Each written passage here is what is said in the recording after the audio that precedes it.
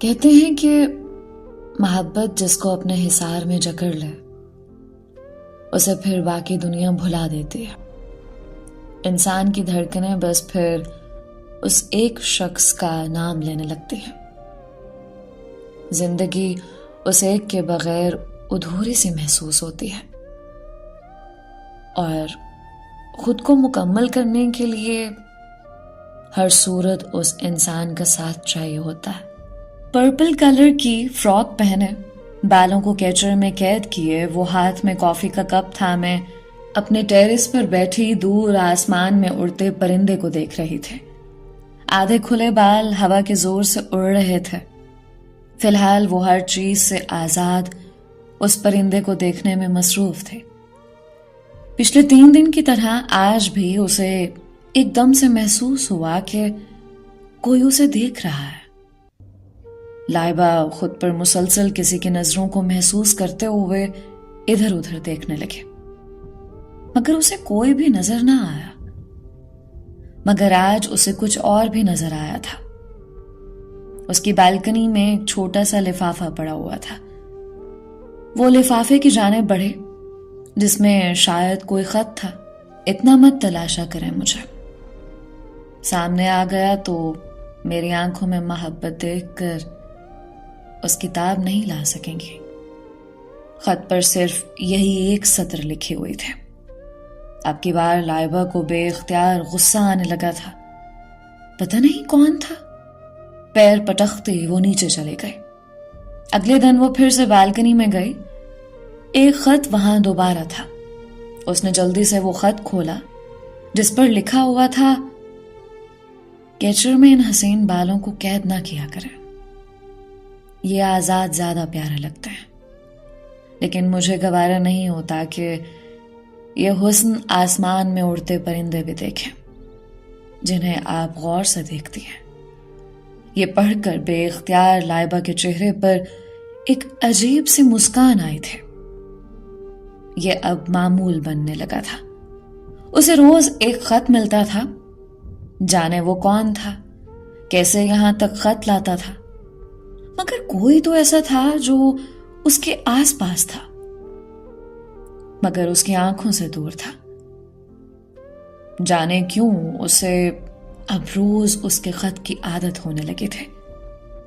نہ چاہتے ہوئے بھی اسے انتظار رہنے لگا تھا اور اب وہ بھی جواب دینا چاہتی تھی. کتنے ہی ایسے سوال تھے جو اس کے ذہن میں گردش کر رہے تھے. وہ اس آدمی کو دیکھنا چاہتی تھی. اس نے بے ساختہ ایک کاغذ اور پین نکالا. اتنا وہ جانتی تھی کہ وہ شخص کہیں آس پاس ہے اور شاید اسے دیکھ بھی رہا ہے. اپنے لفظوں کا اسیر مت بناؤ کہ میں تمہاری محبت کا شکار ہو جاؤں مگر میں تمہیں دیکھ نہ سکوں. میرے سامنے آؤ، میں تمہاری آنکھوں کے تمام تر جذبات دیکھنا چاہتی ہوں. اتنا لکھ کر اس نے کاغذ ایک سائڈ پر رکھ دیا. وہ تمام رات لائبہ کی سوچنے میں گزر گئی تھی. کون تھا وہ شخص؟ کیسا دکھتا ہوگا جس کے لفظ اتنے خوبصورت تھے،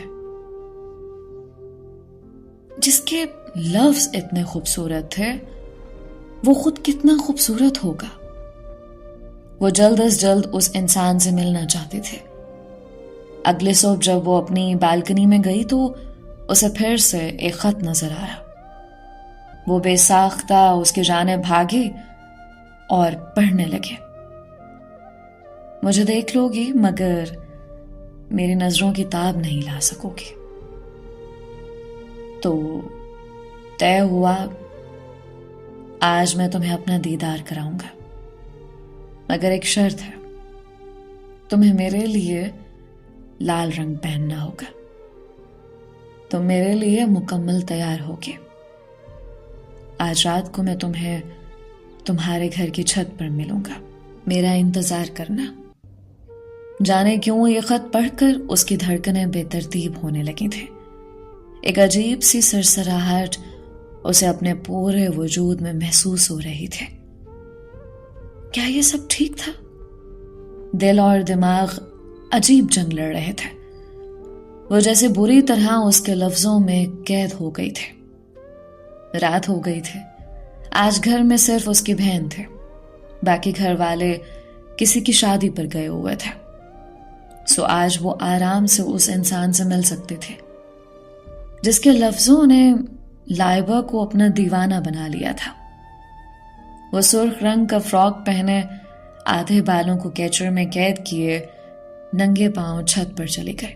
دل جیسے باہر آ رہا تھا. دھڑکنیں عجیب سا شور برپا کر رہی تھیں. وہ چھت پر پہنچ چکے تھے. ہلکی ہلکی ہوا ایک بار پھر اس کے بالوں سے کھیل رہی تھے جب اسے اپنے پیچھے کسی کی آہٹ محسوس ہوئی. کوئی بہت دھیمے دھیمے سے اس کے قریب آ رہا تھا اور پھر وہ رک گیا. لائبہ گردن تک نہ موڑ سکے کیونکہ آنے والے کی گرم سانسیں لائبہ کو اپنی گردن پر محسوس ہو رہی تھیں. وہ ویسی کی ویسی کھڑی رہے. اس شخص نے ہاتھ بڑھایا اور لائبہ کے بالوں سے کیچر اتار دیا. بے اختیار لائبہ نے آنکھیں بند کر لی. وہ کون تھا؟ وہ دیکھنا چاہتے تھے مگر اس وقت تو وہ بت بن چکے تھے. وہ اپنی گردن تک نہیں موڑ سکتے تھے. وہ ہل نہیں سکتے تھے. ذرا سا ہلتی تو اس کے سینے سے لگ جاتے. لائبہ کے بال کیچر سے آزاد ہو کر ہوا میں اڑنے لگے تھے. ابھی خوبصورت لگ رہے ہیں. وہ اس کے کان کے پاس جھکا اور سرگوشی کرنے لگا. ایک سنسناہٹ لائبہ کو اپنی ریڑھ کی ہڈی میں محسوس ہوئی. رات کا اندھیرا چھا رہا تھا. دور افق پر چاند جیسے اپنے پورے آب و تاب سے چمک رہا تھا. ہواؤں نے ایک بار پھر زور پکڑ لیا تھا اور اس سب میں اس کا دل دھک دھک کرتے ہوئے جیسے منہ کو آ رہا تھا. دھڑکنوں کا شور ایک عجیب سا ساز برپا کر رہا تھا. اس آدمی نے ہلکا لائبہ کو اپنی طرف گھمایا. اب لائبہ کا چہرہ اس کے سامنے تھا مگر اس کی نگاہیں جھکی ہوئی تھیں جیسے وہ نظریں اوپر نہیں اٹھا پا رہی ہو. اپنی آنکھوں کو میری آنکھوں میں دیکھ کر سیراب کر لو جانم. اس کی آواز بھی خوبصورت تھی. لائبہ نے دھیرے سے آنکھیں اٹھائیں اور اوپر دیکھا. سامنے کھڑا نوجوان ماسک میں ملبوس تھا. سیاہ رنگ کا کرتا شلوار پہنے سیاہ رنگ کا ماسک لگایا جس میں سے اس کی آنکھیں ہی عیاں تھیں. اپنے سلکی خوبصورت بالوں کے ساتھ بھرپور وجاہت سے اس کے سامنے کھڑا تھا. لائبہ نے اس کی آنکھوں میں دیکھا. نظروں سے نظریں ملیں اور بے اختیار اس کی نظریں جھک گئیں. کہا تھا نا تاب نہیں لا سکو گے. ابھی تم نے میرے جذبوں کی شدت دیکھی ہی نہیں جانا. تم نے اپنا چہرہ کیوں چھپایا ہوا ہے؟ وہ اٹک اٹک کر بولے. وقت آنے دو, یہ بھی عیاں ہوگا. وہ ہلکا سا اس کے قریب ہوا. لائبہ کی سانسیں جیسے بوجھل ہونے لگی تھیں. اس نوجوان کا قد لائبہ سے اونچا تھا. ابھی وہ مزید کچھ کہتے کہ اسے نیچے سے کچھ گرنے کی آواز آئے. اس آواز پر وہ چونکے. مجھے جانا ہے, شاید آپ ہی جاگ گئی ہیں. وہ اتنا کہہ کر وہاں سے جانے لگے جب اس نوجوان نے اس کا ہاتھ تھام لیا اور بے اختیار اس کا ہاتھ باری باری دونوں آنکھوں سے لگایا. آج سے تم میری ہوئے, یاد رکھنا, فقط میرے. اب جاؤ.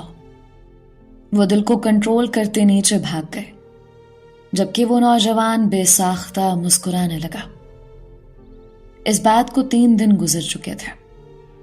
خط اب بھی آتے تھے مگر اب لائبہ بس ان کو اٹھا کر اپنی دراز میں رکھ دیتی تھی. اس میں ان کو پڑھنے کی ہمت نہیں تھی. کیونکہ وہ ابھی پہلی ملاقات کے حصار سے ہی نہیں نکل پائے تھے. مگر ایک بات سچ تھی کہ وہ ان 2 آنکھوں کی دیوانی ہو گئی تھی. ابھی وہ مزید کچھ سوچتی کہ اس کی بہن اندر آئے. لائبہ، تمہارے لیے ایک خبر ہے. کیسی خبر؟ تم جانتی ہو تمہارا نکاح ہو چکا ہے. تب جب تم 13-14 سال کی تھی. کچھ دن پہلے ہی ماریا خالہ کی فیملی لندن سے آئی ہے اور آج انہوں نے فون کر کے ابو سے رخصتی کی تاریخ مانگی ہے. واٹ؟ یہ کیا بےہودگی ہے؟ اتنے سالوں بعد ان سب کو میرا خیال کیسے آ گیا؟ اور میں نہیں مانتی بچپن کے اس نکاح کو. آئی سمجھ؟ ابو کو جا کر بتا دو. تم ہوش میں ہو لائبہ؟ نکاح ہوا تھا تمہارا. تمہارے ماننے یا نہ ماننے سے کوئی فرق نہیں پڑتا. تم کیوں اب منع کر رہی ہو؟ شادی کا صحیح وقت تو یہی ہے نا. اتنے سالوں سے ماریا خالہ کی فیملی باہر ہے. آخری بار میں نے اس انسان کو نکاح پر دیکھا تھا تب میں 14 سال کی تھی اور اب میں 22 سال کی ہو گئی ہوں. اس عرصے میں کبھی میں نے نہ میں نے اسے دیکھا نہ اس نے مجھ سے کبھی بات کی. بس میں صرف اس کا نام جانتی ہوں. مطلب اس نام کے سہارے پوری زندگی میں اس کی ہو کر بیٹھی رہ گئی ہوں. نام کے سہارے ساری زندگی اس اجنبی کے ساتھ گزار دوں. بس میں کچھ نہیں جانتے. تم منع کر دو. میں کسی اور کو پسند کرتی ہوں. لائبہ نے جیسے حتمی فیصلہ سنایا. بولتے ہوئے وہ اس بات سے بے خبر تھی کہ اس کی ماں سب کچھ سن رہی ہے. 2 دن بعد تمہاری رخصتی ہے. اگر تم نے مزید انکار کیا تو میں اسی وقت تمہارے سامنے زہر کھا لوں گی. اتنا کہتے اس کی ماں غصے سے باہر چلے گئے جبکہ وہ حیران سی وہیں بیٹھی رہ گئی. ابھی تو محبت کے خواب دیکھنا شروع کیے تھے. وہ اس انسان کی اسیر بن چکی تھے. وہ کیسے کسی اور کے نام کی مہندی لگوا لیتی. وہ ساری رات اس کے رونے میں گزرے. بے بسی ہی بے بسی تھے. آخرکار وہ دن بھی آ گیا تھا جب اس کی رخصتی تھے. دل بہت بوجھل تھا. کیا اس شخص کو میری شادی کا پتہ چل گیا ہوگا؟ کیا وہ کچھ کرے گا یا وہ مجھے جانے دے گا؟ وہ یہی سب سوچ رہی تھے. وہ بالکل تیار ہو چکے تھے جب پارلر والی اس کے پاؤں پر مہندی لگانے لگے. یہ کیا کر رہی ہو؟ اس نے الجھ کر پوچھا. تمہیں مہندی لگانے لگی ہے. جواب اس کی ماں کی طرف سے آیا تھا. مجھے نہیں لگوانی، وہ بیزاری سے بولے. لگوانی پڑے گی. ماریا بتا رہی تھی کہ ابراہیم کو مہندی بہت پسند ہے تو اسے کہیں اپنے ہاتھوں پر لگوا لے. اتنا عرصہ یاد نہیں آئی؟ آپ لوگ سن لیں ایک بات. آپ سب لوگ میرے ساتھ ظلم کر رہے ہیں. جس انسان کو بچپن کے علاوہ دیکھا ہی نہ ہو اس کے ساتھ ساری زندگی کیسے گزار دوں؟ اب ساری زندگی دیکھتی رہنا جی بھر کر. اتنا کہتے اس کی ماں باہر چلی گئی. کچھ دیر بعد سب کی دعاؤں کے سنگ لائبہ کو رخصت کر دیا گیا. شادی کے سارے فنکشن میں اس نے ایک بار بھی ابراہیم کو نہیں دیکھا تھا. دل ہر چیز سے بیزار تھا. اسے کچھ اچھا نہیں لگ رہا تھا. گھر آ کر اسے کمرے کے بجائے چھت پر لے جایا گیا. وہ حیران سی سوچ میں گم تھی کہ یہ سب کیا ہے. سب نیچے جا چکے تھے اور وہ چھت پر کھڑی تھے جب اسے اپنے پیچھے کسی کی آہٹ محسوس ہوئی. یکدم جیسے وقت اسے بہت پیچھے لے گیا تھا مگر جلد ہی وہ ہوش میں آئے. وہ شاید کوئی خواب تھا جو وہیں ٹوٹ گیا تھا. دل پھر سے خاموش ہو گیا تھا. جانم، ہلکی سی سرگوشی جو کسی نے اس کے عقب میں کی تھے. یہ آواز، یہ آواز تو وہ پہچان سکتے تھے، یہ آہٹ تو جانی پہچانی تھے، اور بس ایک پل لگا تھا اسے سب سمجھنے میں۔ دل کی دھڑکنوں نے شور مچا دیا تھا، وہ سمجھ گئی تھے خط بھیجنے والا اور ملنے والا ابراہیم ہی تھا۔ وہ کوئی خواب نہیں تھا، حقیقت تھی۔ وہ بے ساختہ مڑی اور اسی لمحے وہ ابراہیم کے سینے سے لگ گئے۔ ابراہیم کی دھڑکن اب اسے کانوں میں سنائی دے رہی تھے۔ آپ نے یہ سب آپ کو پتا تھا؟ مجھے بتایا کیوں نہیں کہ آپ وہ ہیں؟ رشتہ بدلتے ہی وہ تم سے آپ پر آ گئی تھے۔ ابراہیم کے ہونٹ مسکراہٹ میں بدلے۔ تمہیں کیا لگا تھا اس سارے عرصے میں تم سے بے خبر ہوں؟ تم میری بچپن کی محبت ہو۔ پاکستان جانے سے پہلے تم سے تعلق جوڑنا چاہتا تھا تاکہ ہمیشہ تمہاری قید میں رہ سکوں۔ تم 14 سال کی تھی نا تب، مگر میں تو 18 سال کا تھا۔ بہرحال مجھ سے دور جانے کا تم نے سوچا بھی کیسے؟ اس نے لائبہ کے سر پر پیار دیا اور اسے پاس پڑے اسٹول پر بٹھا دیا، خود اس کے قدموں میں بیٹھ گیا۔ آج اس نے ماسک نہیں پہنا تھا۔ چاند کی روشنی میں وہ لائبہ کو اور حسین لگ رہا تھا۔ ابراہیم نے اس کا پاؤں اپنی گود میں رکھا جس پر مہندی لگے ہوئے تھے۔ یہ مہندی میرے کہنے پر ہی تمہیں لگائی گئی ہے جانم۔ اتنا کہتے اس نے بے اختیار اس کے پاؤں پر بوسہ دیا اور وہ تاروں بھری رات میں شرما سے گئے۔ ابراہیم نے اب اس کی سرخ چوڑیوں سے بھرا ہاتھ تھاما اور عقیدت سے اپنی آنکھوں سے لگا کر چومنے لگا۔ مجھے مکمل کرنے کا شکریہ زندگی، میں آپ کے لفظوں میں قید ہو چکی ہوں ابراہیم۔ وہ دھیرے سے اس کے بالوں میں ہاتھ پھیرنے لگے۔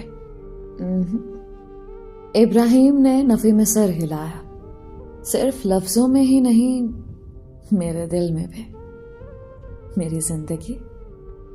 اس کی بات پر اس نے شرماتے ہوئے ابراہیم کے کندھے پر سر رکھ دیا۔